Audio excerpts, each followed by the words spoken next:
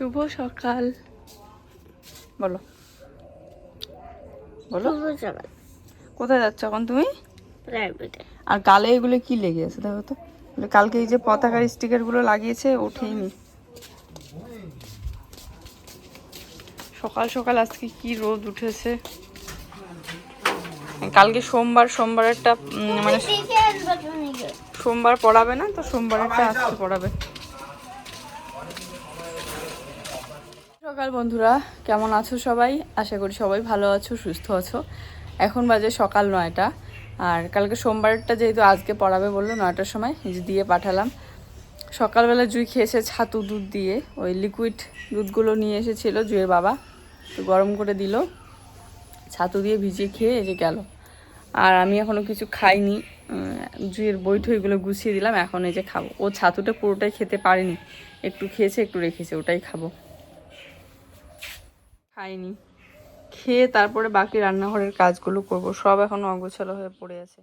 এই যে প্যাকেটের লিকুইড দুধ নিয়ে এসেছিল, একটু আবার আমার জন্য রেখে দিয়েছে।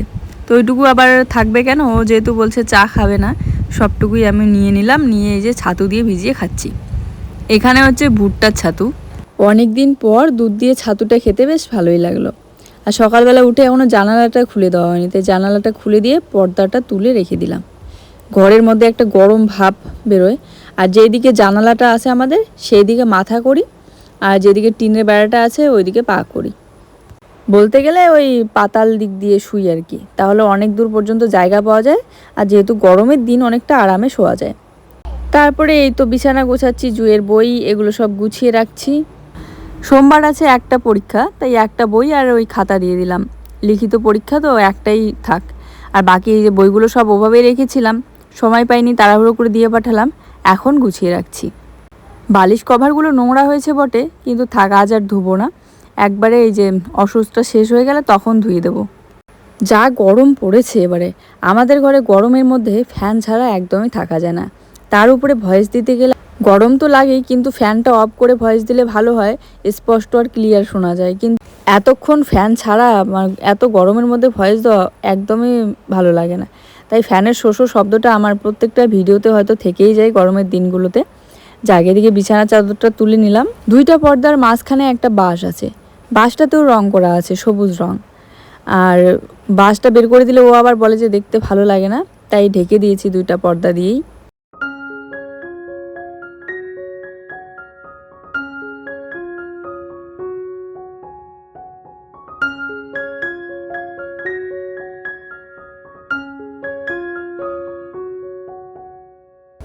আজকে ওকে বলেছিলাম একটু অন্য টাইপের সবজি নিয়ে আসতে। এখন থেকে যেহেতু আমাদের সবজি খাওয়া যাবে, ওই যতই ঝাল ঠাল দিয়ে খাওয়া হোক, এই কটা দিন তো একদমই সেদ্ধ ভাত ছিল।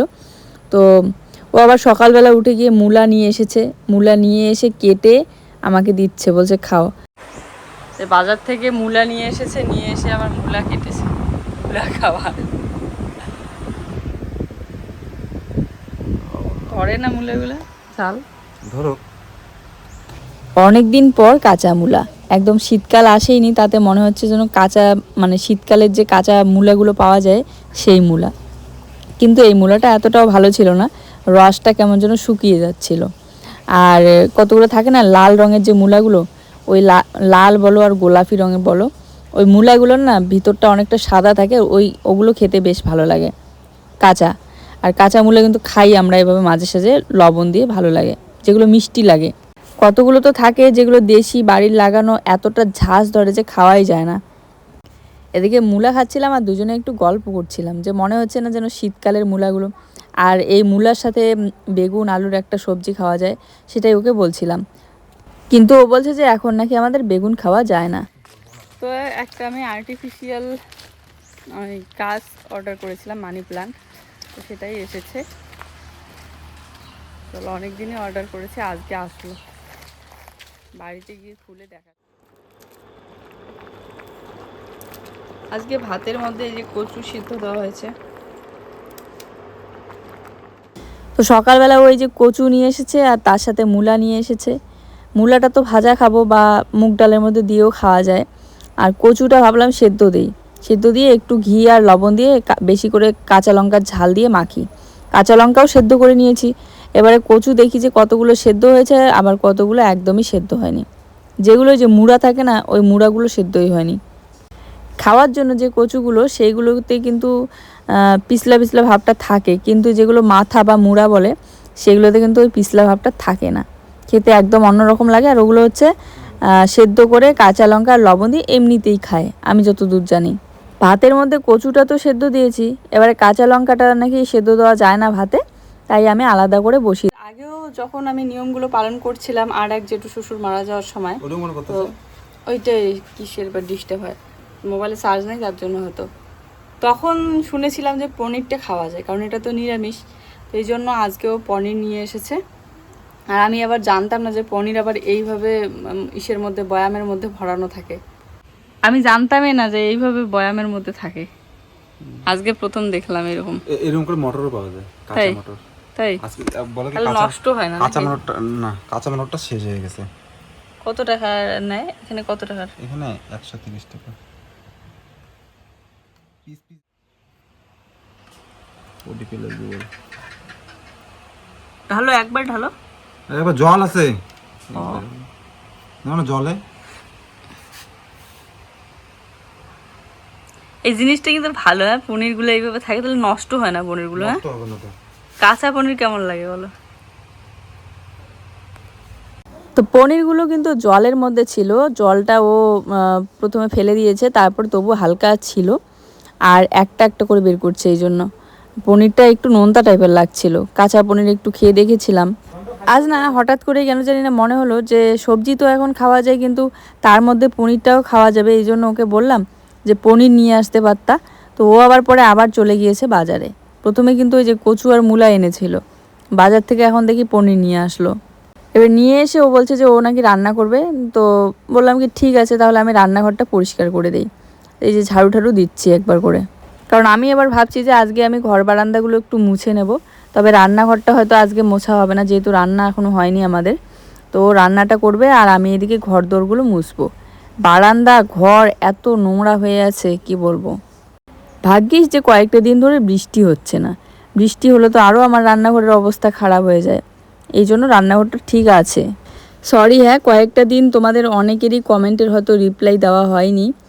মাঝখানে কালকেও হয়তো কিছু কিছু কমেন্টের রিপ্লাই দেওয়া হয়নি। ইদানিং চোখগুলো বললাম না জ্বালা করে দেখে বেশি একটা কমেন্টের উত্তর টুত্তর দেওয়া হয় না। তবুও মাঝে মধ্যে যেদিন পারি না সেদিন বরকে বলি যে তুমি রিপ্লাইগুলো দাও, তাই মাঝে মধ্যে ও দিয়ে দেয়। এবারে আজকেও ও বলছিল যে ওর পেট ব্যথা হচ্ছে হালকা হালকা। তো প্রায় দিনে এই যে পেট ব্যথা ভাবছি যে একদম অসুস্থটা শেষ হলে তারপরে ডাক্তার মানে দেখাতে হবে আর কি। তাছাড়া এমনিতে ওর সেরকম কিছু প্রবলেম নেই, একদমই ঠিকঠাক আছে। কারণ যখন ও রান করছিল, মেডিকেল হলো, সব কিছুই টেস্ট করা হয়েছিল, সব কিছুই পারফেক্ট ছিল। শুধু হিমোগ্লোবিনটা একটু হালকা কম ছিল, সেটাও ঠিক হয়েছিল।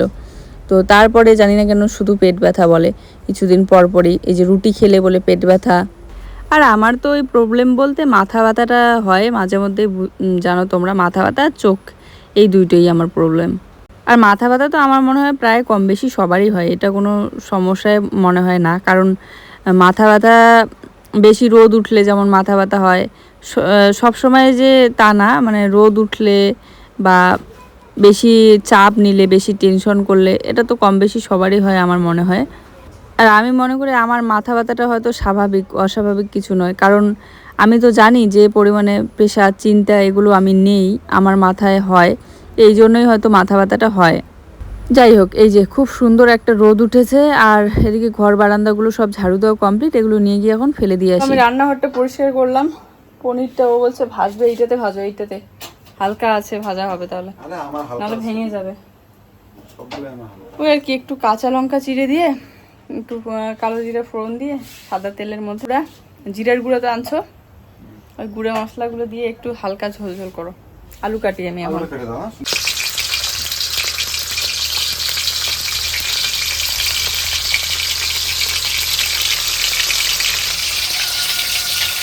তা আমি বলছিলাম এতগুলো তেলের মধ্যে পনির দিলে, আর ও বলছে যে এতগুলো তেলে নাকি লাগবে। ওর অনেক কিছুই আইডিয়া আছে, যেহেতু মাঝে মধ্যে রান্নাটা করে। আমারই আইডিয়া হয় না। তাছাড়া গত 5-6 বছরে হয়তো 3 থেকে 4বার কি 3বার এরকম পনির খাওয়া হয়েছে আমাদের। তাছাড়া সবসময় সবজি মাছ মাংস এগুলোই খাওয়া হয়, পনিরটা নিয়ে আসা হয় না। সবজির মধ্যে সব থেকে আমরা যেটা কম খাই সেটা হচ্ছে পনির আর হচ্ছে মাশরুম, এই জিনিসগুলো খাওয়া হয় না বেশি। চলো আলুগুলোর খোসা ছাড়িয়ে নিচ্ছি, একদম ছোট সাইজ করে কেটে নেব। টুকটুক করে যত আমি ঘরটাকে গোছাচ্ছি সাজাচ্ছি, এই যে আর্টিফিশিয়াল জিনিসগুলো অর্ডার করে বা এটা নিচ্ছি ওটা নিচ্ছি সুন্দর করে সাজিয়ে তুলছি, ততই কিন্তু আমার ঘরটা অনেক সুন্দর করে সেজে উঠছে। ও মাঝে মধ্যে বলে, আজকেই যেমন গল্প করছিলাম, জুই খাইতে পারবে তো? হ্যাঁ খেতে হবে। এত পোড়া লাগাইছে, পুরা লাগছে রে, হালকা করে ভাজতে হবে। হালকা করে ভাজছে না, হালকা করে ভাজলেছে রে না লেগে। ও বলছিল যে এখন আমাদের ঘরগুলো অনেক সুন্দর লাগে, তাই না? কি সুন্দর একদম মানে সাজানো গোছানো পরিপাটি। তো তারপরে আমি চলে আসলাম এই যে বাসনপত্র মাজা ধোয়া করতে। এদিকে আবার ও সবজিতে এত পরিমাণে লঙ্কার গুঁড়া দিয়েছে, আর লঙ্কার গুঁড়োর জন্য কালারটা তো লাল এসেছে, জুই খেতে পারবে কিনা সেটাই ওকে বলছিলাম। যাক, পরে আবার খাওয়ার সময় দেখি এতটা ঝাল হয়নি, এই লঙ্কার গুঁড়োগুলোর বেশি একটা ঝাল হয় না, কালারটাই হয় শুধু। মটরশুঁটিটা পাওয়া গেলে হয়তো ওটাও নিয়ে আসতো, কিন্তু ওই যে বয়ামটাই মানে শেষ হয়ে গিয়েছে, মটরশুঁটি যেই বয়ামে থাকে। হচ্ছে একটা ডাল লাগিয়েছি, একটা থেকে কতগুলো গাছ হয়েছে, আর নতুন করে একটা চারার মতো বেরিয়েছে। তো ওর এদিকে রান্না প্রায় কমপ্লিট, যেহেতু রান্নাঘরটা মুছবো না আর থাকার ঘরটার বারান্দাটা মুছে নেই, রোদও আছে তাড়াতাড়ি শুকিয়ে যাবে। যেহেতু মাটি দিয়ে মোছা সন্ধ্যা করে মোছাই যাবে না, তাহলে ভেজা থাকবে, হাঁটাচলা করতে অসুবিধা হবে। কালারফুল এটা থামলে হবে, কালারফুল তো হবে না, না ওরকম লাল হবে না। এটা আছে না, মাঝখানে যখন সিমেন্ট দিয়ে মোছা শুরু করলাম তখন কিন্তু সন্ধ্যা হলেও কোনো ব্যাপার না, রাত হলেও কোনো ব্যাপার না, একদমই তাড়াতাড়ি শুকিয়ে যেত। আর যেহেতু মাটি দিয়ে মোছা তাই শুকাইতেও অনেকটা সময় লাগে, রোদ না থাকলে তো শুকাইতেই চায় না, ওই এক রাত পর্যন্ত ভিজা থাকে।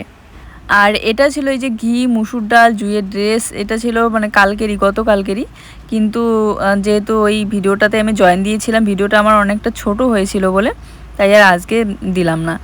সত্যি কথা বলতে এখন যেহেতু রান্নাবান্না সেরকম একটা করা হয় না, এক সবজি ভাতেই করা হয় সব সময়, রাতে দিনে, তো এই জন্য কিন্তু কাজটাও বেশি একটা থাকে না, বাসনপত্র বেশি নোংরা হয় না, তাছাড়া ধোয়াধুয়িও সেরকম একটা হচ্ছিল না, ঘর মোছা মুছি, তো এই জন্য আমার ভিডিওগুলো কিন্তু অনেকটাই ছোট ছোট হয়ে যাচ্ছে।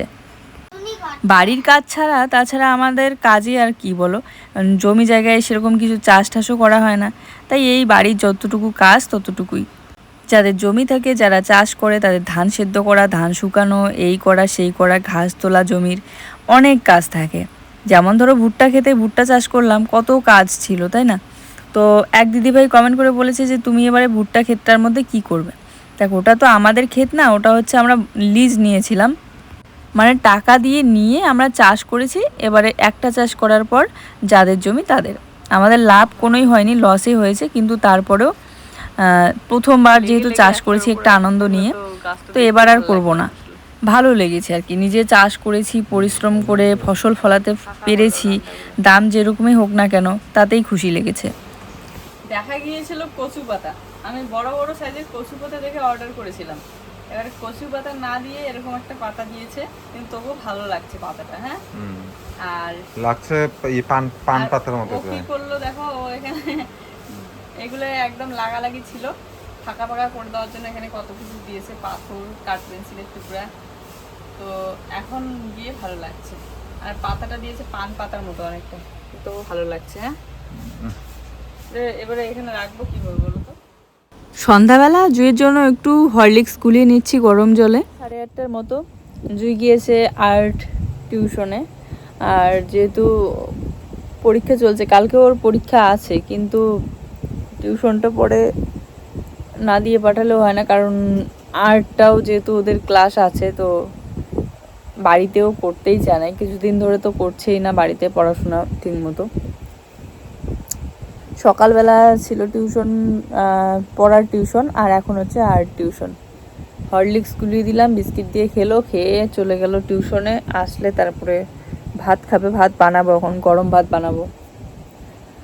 দুপুরবেলার অল্প একটুখানি ভাত আছে, মানে অল্প একটু শুধু মাহির জন্য রেখেছিলাম, কারণ দিদি বলেছিল যদি ঘুম থেকে উঠে খায়, দুপুরবেলা খেয়ে নিয়েছিল আগে, আর আমাদের যেহেতু দুপুরবেলার রান্নাটা একটু দেরি হয়, তো ভাত সবজি ওর জন্য রেখেই দিয়েছি। তো এখন নিয়ে যাইনি, মানে খাইনি, কিন্তু এখন এই যে গরম ভাত বানাবো আমাদের জন্য। আর জুইও আসার সময় হয়ে আসতেছে, চলো বানাই। আর ছিলাম ওই কোণাতে, কিন্তু এবারে লক্ষ্য করে দেখলাম কোণাটা একদমই দেখা যাচ্ছে না। আর এত সুন্দর একটা মানি প্লান্ট, এত সুন্দর একটা গাছ, মানে সবুজ রং, সেটা একদম ভিতরে রাখলে দেখাও যাবে না, দেখতেও ভালো লাগবে না। তাই ও বলছে যে টেবিলের উপরেই রাখি। তো এখন মোট কথা হচ্ছে টব আসেনি এটার সাথে, শুধু ওই পাতাগুলোই এসেছে, আর পাতাগুলো লাগানোর জন্য যে ডালটা সেটাই এসেছে। তো একটা কাচের গ্লাসে আমি কয়েকটা পাথর দিয়ে ওখানটায় রেখে দিয়েছি। এই যে দেখো এখানটায় রেখেছি, আর গ্লাসের মধ্যে আবার পাথর দিয়েছি কয়েকটা, তাহলে এটা আটকাচ্ছিল না, পড়ে যাচ্ছিল। ভালোই লাগছে কিন্তু। এই যে এখানে এটুকু রেখেছিলাম, জুই যদি খায় রাতে তো খাবে, এই জন্য রেখেছিলাম জুইয়ের জন্য। আর এখানে এই যে ভাতটা সবজিটা মাহির জন্য রেখেছিলাম। থাক, সবজিটা ওকে দিয়ে আসবো একটু। জুইকে দিয়ে এসেই এতক্ষণ ধরে শুয়েছিলাম, তারপরে ভাবলাম যে না, ও আসার সময় হয়ে এসেছে। প্রত্যেক দিন কী হয়, ও আসার অপেক্ষা করে থাকি, আসে তারপরে ভাতটা বসাই, তখন বেশি রাত হয়ে যায়। আর কটা দিন ধরে কেমন যেন, মানে অল্প একটু সময় হতেই মনে হয় যেন অনেক রাত হয়ে গিয়েছে। রাত 8টা 9টা বাজতেই মনে হয় যেন 11টা এরকম বেজে গিয়েছে মনে হয়, কারণ সবাই যেন তাড়াতাড়ি ঘুমিয়ে পড়ে। তো যাই হোক, এদিকে চালটা ধুয়ে প্রেশার কুকারেই বসিয়ে দিই ভাতটা, দেরি করবো না। ভেজে চালটা দিয়ে দিচ্ছি, প্রেশার কুকারে বসিয়ে দিচ্ছি। প্রেশার কুকারে বসিয়ে দিলে তাড়াতাড়িও হয়, আর ভাতটাও একটু মারমার হয়।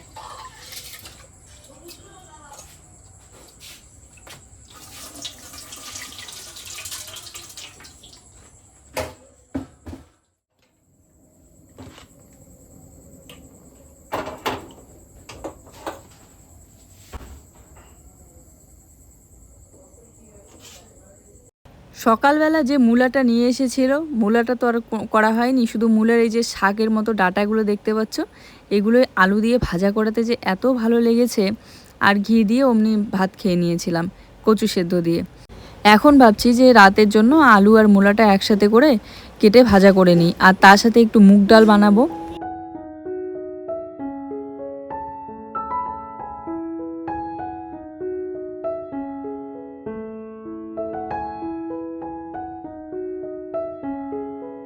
তো আমাকে বলে গেল যে বাজারে এই যাবে আর এই আসবে, জুইকে পড়াইতে বসো, আমি বাজার থেকে এক্ষুনি আসছি। 5 মিনিটের মধ্যে ওরা চলে আসবে। এই দাও, বাজারে গিয়েছে 5 মিনিটের জায়গায় 2 ঘন্টার মতো হতে চললো, এখনো আসে না। অবশ্য বাড়িতে আর কি কাজ আছে, রাতে কিছুই কাজ নেই। তো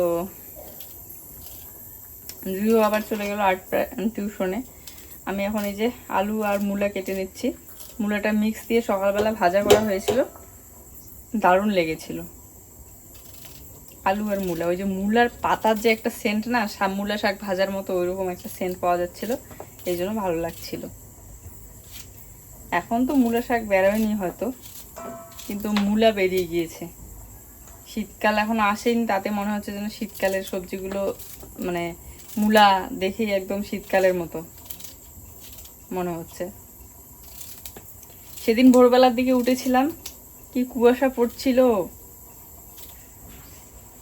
রান্নাঘরে, এই যে থাকতেই পারছি না, ফ্যানের হাওয়া থেকে আসলাম, মানে এতটা গরম লাগছে না, দাঁড়িয়ে দাঁড়িয়ে খুব গরম লাগছে। ঘরে তো ফ্যান ছাড়া থাকাই যাচ্ছে না, এতটা গরম পড়েছে। এতক্ষণ কোথায় ছিলা?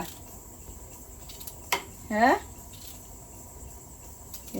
সেই সাইকেলটা রেখেই চলে গেল জেঠিমাদের বাড়িতে, বললো ওখান থেকে আসি বলে ওইদিকে চলে গেল। চলো, এদিকে আমার এই যে আলু মূলা কাটা হয়ে গিয়েছে, ভাজা করব। সাদা তেলটা আমি ওই বয়ামটার মধ্যে ভরে রেখে দিয়েছি, যেটাতে আগে ঘি রাখা ছিল। এবারে ঘিয়ের প্যাকেটটা তো ওই বয়ামের মধ্যে ভরতে হবে, কারণ যতগুলো ঘি আছে ওই বয়ামটাতেই একমাত্র পারফেক্ট হয়। এই যে এই বয়ামটার কথাই বলছি। এবারে সাদা তেলটা ভাবছি আলাদা জায়গায় রেখে এখানে ঘি রাখবো, কারণ সাদা তেলটা প্রায় আর মানে এইটুকু দিয়েই হয়ে যাবে 13 দিনের। 6-7 দিনের মতো তো হয়ে গেল, আর কয়েকটা দিন আছে, এইটুকু তেল দিয়ে হয়ে যাবে আমার মনে হয়। তাছাড়া সবজি বলো আর ভাজা বলো সব কিছুতেই যেহেতু আমরা সবসময় সর্ষের তেলটাই খাই, এই জন্য সাদা তেলটা কিন্তু এক্সট্রা করে নিয়ে রাখা হয় না। চলো আগে ভাজাটা বসিয়ে দিয়ে তারপরে ঘিটা বয়ামে ভরে রাখি, ওদিকে মুগ ডালটা ভরে রাখতে হবে।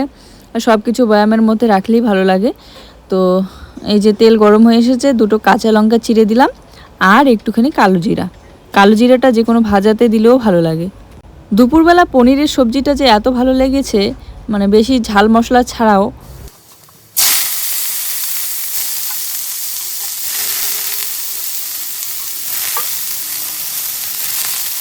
তো দিয়ে দিলাম একটুখানি জিরার গুঁড়া প্যাকেটের, আর তার সাথে শুকনো লঙ্কার গুঁড়া দিয়ে ভালো করে নেড়েছেড়ে এখন একটু ভেজে নেব।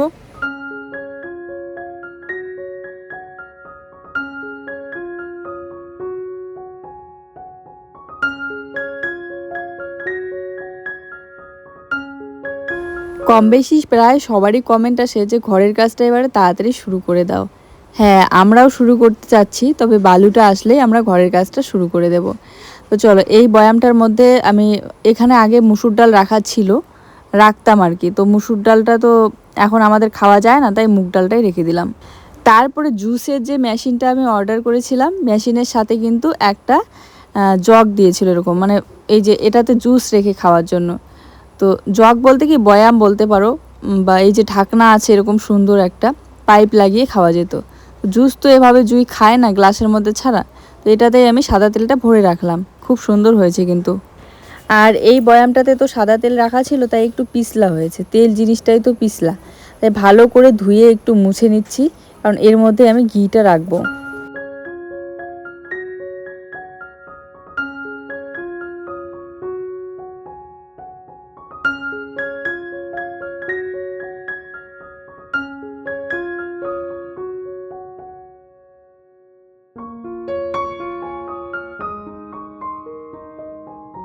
ও আবার বলছে যে মুগ ডাল বানাতে হবে না, রাতে যা আছে সেগুলো দিয়ে খেয়ে নিই।